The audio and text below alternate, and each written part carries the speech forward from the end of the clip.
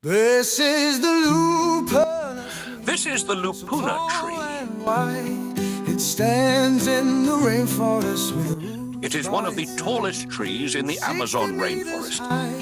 It touches the sky. It can grow up to 60 meters tall, 200 feet. Big roots like walls. The Lupunatree has big roots that look like walls.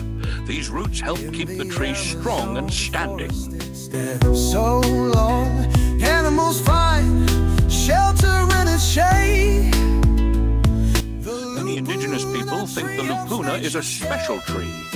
This is the Lupunatree, so tall. They believe it has a spiritual connection. In the rainforest with roots by its side. The tree has soft cotton fibers called kapok. The giant guardian. People use these fibers to make pillows and mattresses. Oh my, oh my, oh my. The Lupunatree is very important for the Amazon forest. Tree with stories and It gives shelter to animals and helps keep the soil strong. soft kapok fibers for pillows and beds. The Lupuna is a giant guardian of the rainforest.